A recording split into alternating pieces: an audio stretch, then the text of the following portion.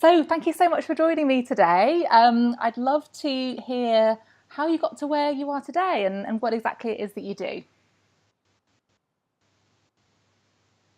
Right. Well, I'll try and give you a very quick potted summary, but essentially, I did economics and psychology at university, and then went straight into sort of finance.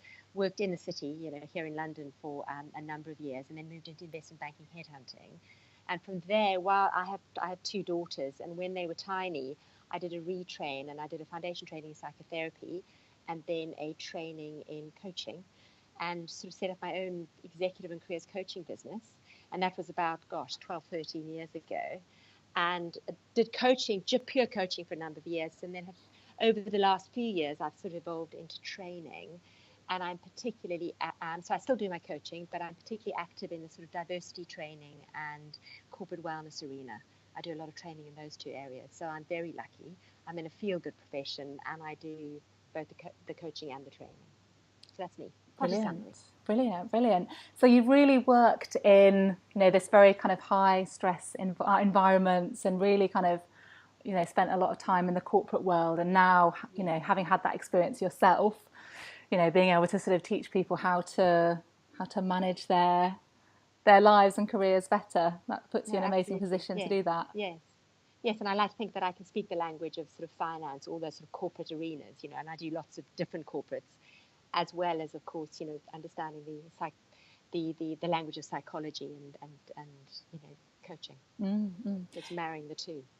Yeah, brilliant. And can you tell us, I think there's a bit of confusion, I think, for people about what coaching is. Can you explain what coaching is for people that maybe don't know? No, absolutely. Well, I mean, I think the confusion is really between sort of coaching and therapy. What is the difference between coaching and therapy? And I always say that therapy helps you to work out why you are where you are, while coaching helps you accept that you are where you are and then looks forward. So it helps you make a plan how to sort of get on with the rest of your life. So coaching is much more proactive. So there's a lot less looking over your shoulder. It's much more about empowering you and helping you go forward.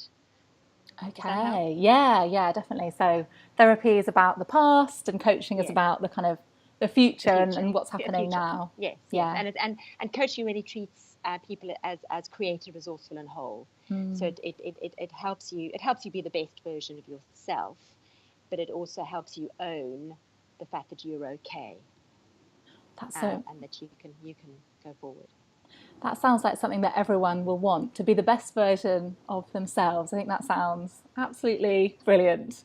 I'll have some of that, please. With pleasure. Yeah. I know that you work a lot around confidence. And I'm really curious to know what sort of issues around confidence you see. What sort of issues do you see people having?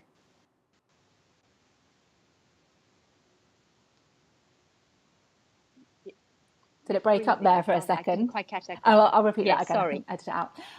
So I know that you work a lot with confidence. I'm curious to know what sort of issues around confidence do you see people struggling with?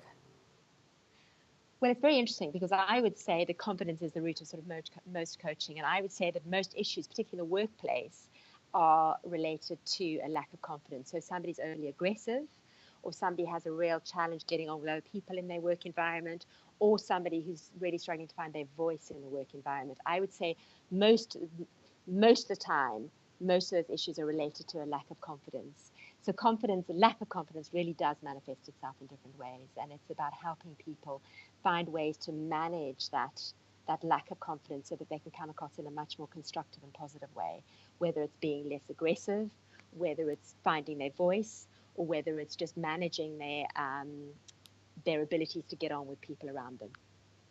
Those tend to be the most obvious manifestations of lack of confidence. Yeah, so it can affect every area of your life, really, if you're lacking in confidence. And I know that when I speak to people, confidence is the thing that they say that they want all the time. The majority of people that you meet would say, if I was more confident, I could do this, or I'm held back because of my lack of confidence. So it's something that we all want, really. Why? Sorry. Sorry, go ahead. I don't know, just to say that actually often it's just, I talk a lot about tweaking. Because I think a lot of people feel that they've got a lack of confidence here, and in order to get to a place where they're confident, it's this you have to climb Mount Everest, and it's virtually impossible. So I talk about just tweaking, so slowly moving, and a lot of it's about self-messaging, about messaging yourself that you're okay and that you can do it, and then it becomes the more you act confidently, and the more you tell yourself that you're confident, the more your behavior becomes confident, the more people treat you as if you're confident. That's so If that makes any interesting. sense. Yeah, definitely. I love the idea of just tweaking things, because I remember I've struggled with my confidence a lot in the past, and I've seen myself make a lot of progress over the years. But I remember maybe kind of 6 years ago thinking, right, I need to get more confident. I need to be this confident person, and it just seemed so far away for me. It just seemed like, I don't know, this impossible task to kind of become this confident person. But the idea of just making little tweaks, I think, is a lot more manageable, and it makes, I'm sure people hearing that, I think, right, I can make a few tweaks. It's something I can actually do. No, absolutely. And we talk about chunking as well. So breaking down a big issue like that into the small, manageable steps. And the challenge is to notice when you feel confident and build from that. So it's all about noticing the good stuff in your life, because if you start noticing the good stuff in your life, you can start to build yourself into a stronger place. If you just notice the negative in your life, and you notice the areas where you're not confident, then you get into the self-perpetuating sort of spiral down, and that's tough. That's tough. I think lots of us are very good at noticing the negative things and not so good at noticing the positive things, aren't we? So there's one thing that I'd love people to take away from this session, is start to notice, if you're in a particularly bad place, it's start to notice where you feel okay, and then you start to notice moments when you feel good. I always say that it's like the first taste of a Pret coffee in the early morning for me, because I love my Pret coffee and I like it done in a very specific way, and Pret are just great at doing that. And it's that first taste. You could just slug down your coffee and move on, but if you're mindful and you just notice those little moments which feel okay or nice, it's building from that. And then instead of noticing everything that's gone wrong in your day, because we can all do that, and fall into that trap. And then, of course, you start telling yourself that your life isn't great, and then it's very difficult to find your confidence. So really focusing on, the ways that you are confident, or the areas of your life that you do have that confidence, where you feel okay, where you've had a positive interaction with somebody. Definitely. And you mentioned there self-messaging. Is that the word you use? Can you tell us what that is and how we can get more of that? Yes, and it's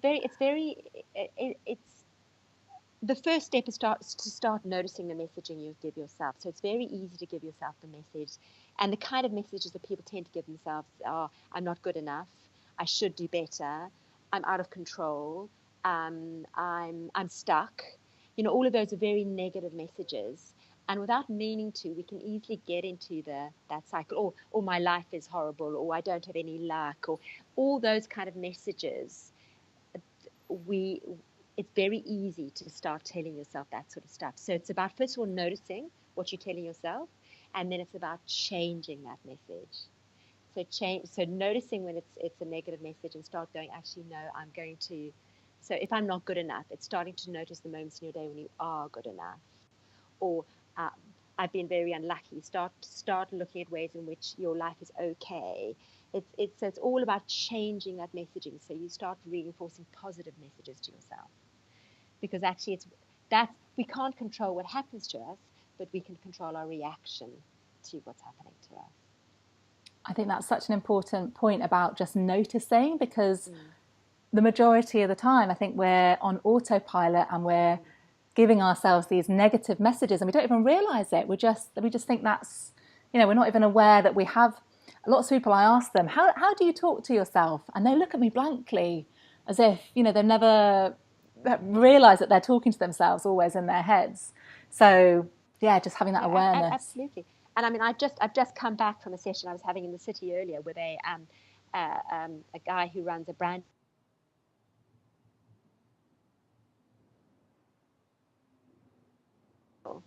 But yet he has a real ability to tell himself that what he's doing is not good enough, and not noticing his successes but noticing where he isn't succeeding.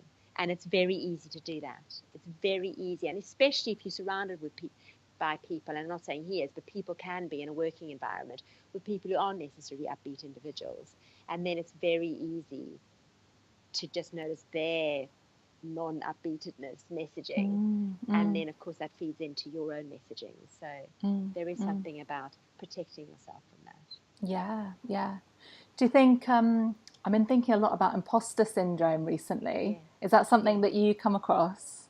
Absolutely. So it just imposter syndrome, very briefly, is particularly common among high achieving women, and it's that sense that you've been over promoted, or that sense that you're not as good as people seem to think you are. So they're putting you into an expert place, and you think, well, I'm not an expert, or I'm not as good as people think I am. And then there's that genuine fear that you're going to be found out, that people are going to catch you out and realize that you're not as good as they think you are. And the problem with that is you tend to, first of all, you tend to overwork. You're always trying to prove yourself, and you tend to be very reliant on external praise. You're reliant on other people telling you that you're okay all the time, as opposed to telling yourself that you're okay. So it can be very exhausting and quite disempowering. Yeah, so if you're constantly having to seek reassurance from other people, then you never feel secure. You never feel like you're good enough. Yes. And you sort of over deliver all the time. Yeah. So people want something, you make sure that it's even better than what they've asked for, and that's really exhausting, and can stop you from doing the great work in your life. I'm glad there's a name for imposter syndrome, because it means that it kind of legitimizes it, and it reminds us that it is something that lots of people experience, and it's not just us. So I'm glad there's a name for it. Definitely. Yes, and I think that's the joy of psychology. It's a bit like positive psychology. Positive psychology is based on the premises that if you are positive, if you set your filter to positive, if you behave in a positive way, and you literally smile at the world, the world will actually ultimately smile at you. And in the short term, people who are sharp-elbowed and quite aggressive might win, but in the long term, it's the positive people, it's the givers who win. And that's actually, there's a psychological study about it now, and actually there's now, psychological proof that way of operating is the right way to operate. And so imposter syndrome is the same sort of thing. It's backing up these feelings we have and actually legitimizing them, which I think is very important, because it helps us therefore manage challenges like imposter syndrome. Absolutely. What can we do then for people listening who are thinking, I'm an imposter, or I really struggle with confidence at work and it's holding me back? What would you advise someone like that to do to change that? Well, I think that the three main tips that I would have was, the first one is self-care. Make sure you're looking after yourself, and start with the basics. I talk about sweeping, which is getting enough sleep, drinking water, eating well. You don't have to be a clean eater, but just make sure that you eat as well as you can. Exercising, even if it's just walking around the block at lunchtime, but just getting some your blood flowing and more oxygen to your brain. And the last one is breathing. When we get stressed, our brains get flooded with cortisol. And if you breathe, you actually calm down your vagus nerve, which is the nerve that runs down your spine. And that actually defloods, gets rid of the cortisol in your brain and just calms you down. And if you're not looking after yourself, if you're not doing those basic things, it's very difficult to manage your self-messaging, manage your confidence. So start with that. Then the second thing I would say is, try and change your filter. Try and end every day thinking about the things that you have achieved, the things that have gone, the moments in your day that have felt okay. Because a lot of us go to sleep thinking about the negative in our lives, thinking about the things we haven't achieved, thinking about the stuff that isn't going well in our lives. And the problem with that is you tend to wake up on that back foot. Well, if you've thought about the positive as you've gone to sleep, you've got a much better chance of setting your intention for the day to a positive one. So actually waking up feeling okay about yourself, and then deciding that you're going to spend the rest of the day trying to find the good stuff in your life. And then the final thing I would say is try and hang out with the balcony people in your life. And the balcony people are the people who take you up to the balcony, show you the view, and help you feel like the best version of you. So who remind you of what is great about you, as opposed to the basement people, who are the people who take you down to the basement, where you feel like the worst version of yourself, who are negative, who sap you of your energy. And they tend to be cave dwellers, constantly against virtually everything. And I would avoid those people and try and find the balcony people and try and exude balcony energy yourself. So those would be the three key things, I think, that help you step into a more confident version of yourself and help you find the joy in what you do.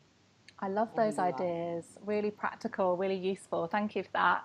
I think, I mean, this is something that I've started to do recently, as you said, the second tip about getting into bed. And I think about the day that I've had and try and review the good things that have happened, because it's very easy, again, to kind of think about what you've got to do the next day. And, you know, I always notice loads of people feel anxious on a Sunday night because they're imagining all the things that can go wrong on Monday morning, and actually kind of starting to think about the good things that are happening it's gonna mean you're gonna go into Monday feeling a lot more positive and optimistic. Absolutely, and that's why breathing is important, because if you breathe and you really concentrate on your breath, and because most of us breathe, very shallowly, so we're just breathing from our sort of chest up, and if you breathe down to your belly button and you focus on the breath, you breathe in through your nose for 3, and then you breathe out for 3, and you can breathe out through your mouth or just through your nose.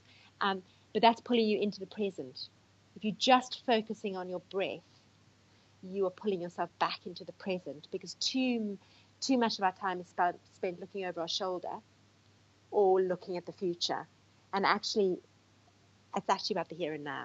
The more we can actually seize the day and actually focus on where we're at right now and find the good and where we are at right now, the stronger we're going to be, and our ability to actually really live our lives is going to happen. Yeah, definitely. I don't think that can be said enough, about breathing. We can't say that enough. It's so important. And, obviously, about being in the present moment as well. We're under this illusion that the past and the future exist, but actually they don't. There is only now. It's just the here and now. Yes, there is only and actually now. talking about breathing, the yogis say you only have a certain number of breaths in your life. So if you are panting, you're racing through your life. So just kind of slow it all down. Just it's being more mindful, and it's being mindful in whatever language works for you. But and honestly, if you smile at people, people will smile back at you. If you aren't out there engaging in a smiley way with the world, it's very difficult to get a lot of positivity back. So find that smile. Mandela always used to say, if you do nothing else, smile. And of course, he's one of my heroes. Going to be like smiling now. Very good. Yeah, exactly. Yeah. I sometimes play a little game around London where I smile at people randomly, smiling at bus drivers, or just if you smile at someone on the tube, they might give you a funny look, or it might just brighten their day and mean that they go and smile at someone else and can spread some smiles around. It's a fun game to play. Yes, and of course, just remember that every interaction, if you start every interaction with your shoulders back, your chin up, making eye-to-eye contact and smiling, you've made because the human brain makes judgment calls very quickly, so you've made a good impression. If you don't do that, it can take up to 45 minutes to get the person on your side. Wow. So with every interaction you have, whether it's just a brief interaction or whether you're going into for an interview or you're in a meeting, if you engage in a positive way, you've won half the battle. And then just make sure just make sure you give some of that positivity back to yourself as well. Just smile at yourself occasionally. Yeah. I'm feeling more positive just talking to you, actually. I'm feeling myself starting to smile more already. I love it. Good. Another question that I wanted to ask you is about communication, because again, I think this is a thing lots of us struggle with. What do you understand are the kind of the main issues around communication? How can we start to sort of overcome some of them? I think the two biggest tips I would always give is that we need to listen more. And we need to ask more questions. because I think one of the biggest challenges is learning to listen, and listen in the broader sense of the word. So listen to what's being said, but also what's not being said, and listen to what the body language is saying. So really listen to a person, because there is nothing more empowering to another person than them feeling that they are being listened to. Also, the more you listen, the more you can get in control of any communication. Because the more you listen, the more you can get that person's language, and then you can use their language back to them. And the more you can get a sense of how you need to pitch yourself in order to get that person to engage with you in a really genuine way. So that's one thing. And then, yes, if you're going to listen, you've got to be able to use good questions. So it's the open-ended questions as opposed to the closed questions, the questions that really get somebody to be expansive and not just respond with a factual answer. So the more powerful your question, the more open your question, the more they're going to respond to you.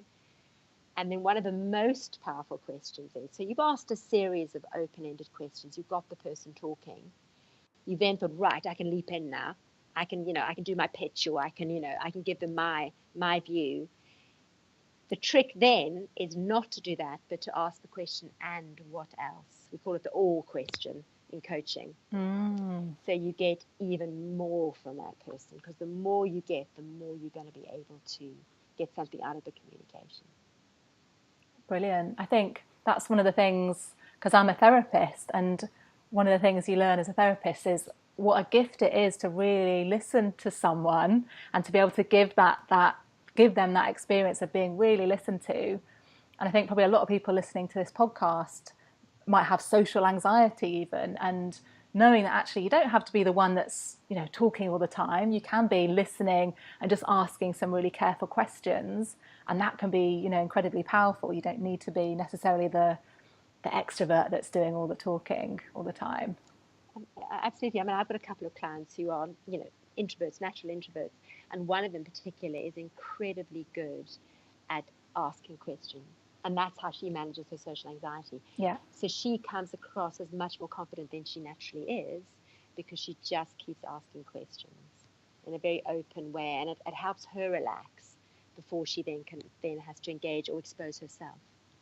Brilliant. I've got a friend like that. My best friend, we call her the human can opener, because whenever she meets someone, you'll see her in the corner of the room at a party, and they're telling them their life story, and she's got them to sort of really open up. She's got a special gift for that. And she's an introvert. Interesting, and it's all about making genuine connections in life, isn't it? Because if the world shifted more to a place where there's lots of genuine connection, then you're really going to be unleashing a lot of positive energy. So we've just got to keep trying to do that. And then the only other thing I'd say about communication, I always think it's very important to front foot communication. So if you can front foot the person, if you can get that person being the best version of themselves before you ask them for anything, or have a difficult conversation with them, if you can just help them be feeling good about themselves, then the conversation is going to go so much better. If you don't do that, then people can get very defensive or aggressive or whatever if you've got a difficult conversation ahead of you. Right, yeah. So how would you make someone feel good about themselves? Is it about those open questions and listening, or anything else? It's also noticing, so if somebody's looking good, tell them that, because we often observe positive things about people, but we don't tell them enough. So we'll say, I like your shirt. It's got to come from a genuine place, so don't make it up. But it's, it can be asking questions, how are you, what's going on? Or it's saying, look, I really admire you for whatever you've been doing, or I really value you, or I really appreciate, what you do. So it's just getting them feeling okay about themselves. And because if you don't do that and you come in going, well, I'm really fed up with what you're doing, or I'm really fed up with the way you communicate with me, or I'm really fed up with this, you're not giving them a chance to take on board that information from a constructive place or a positive place. Because we have to deliver difficult messages sometimes, but it's trying to deliver it in a constructive, positive way, and you need that person to be on your side. You need that person to be feeling okay before you deliver that message. I think I love that idea about being able to genuinely give someone a compliment and say the things that we're often thinking about people. And I can think of lots, there's a few situations that come to mind for me from my life of people that have given me a really sincere compliment and it stayed with me and I'll remember it for years and I remember that person in a really positive way because of that. So it definitely it's incredibly works. empowering, isn't it? Yeah. And it's so easy to do. Yeah. It's just, and it's got to roll off your tongue. It's got to be instinctive. So it's not looking for things to compliment on. If you notice something, just say it. Yeah. Yeah. Yeah. Loving that idea. Well, you're a naturally positive person, and you've got natural communication skills. So I'm sure lots of positive stuff rolls off your tongue. This is a lovely compliment. No, genuinely. Thank you. I have one more question for you. Actually, I could ask you questions for hours and hours, but I'll ask you one more question in the time that we have. Is there anything else that you'd suggest about shifting our mindset at work? Because I know you're helping people with their mindset a lot. Any kind of points or tips that you have around that? Well, I mean, I think, as I say, I think there's that whole self-care piece. Then there's that whole piece about if you need help, getting help. In whatever sense. And can I just say very quickly about that? My job is about proactive support. So it's helping people helping the worried well manage themselves. If there's any sense that somebody might have an issue that is beyond what a coach can do, I think it's very important. If somebody's developing a mental health issue, it's very important that they get the right kind of support. That's not what I do. Sorry, I'm just throwing that in off piece. So it's just about therapy, for instance, has a very important role to play, and some people need to do more than just accept they are where they are and go forward. Some people will need therapeutic help to work out why they've got to where they are and find ways in which they can manage that before they do the kind of work that they would do with me. Yeah. Or it's people who haven't got to a stage where they have they're developing real issues, and then I'm helping make sure that they don't get to that place. So sorry, just throwing that in. Yeah. You were asking me about shifting mindset in the workplace. Yes, I think it's the self-care piece, because if you can't, it's very difficult to be positive if you're not looking after yourself. It's surrounding yourself with positive people, and if you are having challenges with people you're working with, it's getting support, finding other people who can support you in that. And then it's working on your self-messaging. I think those are the broadest things. When it comes to shifting self-messaging that it's got really stuck, then you probably need a little bit of extra help. You probably need perhaps a few coaching sessions or some other support. Does that help? Yeah, absolutely. Yeah, and just, it is often very hard for us to ask for help, whether it's from a coach or a therapist, but, to everyone listening, just, we all are going to need some help at some time in our lives. That's just part of being a human being, and there's no shame in asking for help. It doesn't mean that you're broken. We can all make progress. We can all sort of, start to feel better, and just to know that there is help available, I think, is really important. No, absolutely. And if we can break the sort of stigma of getting help, I mean, I think that would be just fabulous. And I think also realizing that coaching, it's difficult for me to talk about therapy, because though I have a foundation training in psychotherapy, I've never operated as a therapist. If you for coaches, it's a feel good process.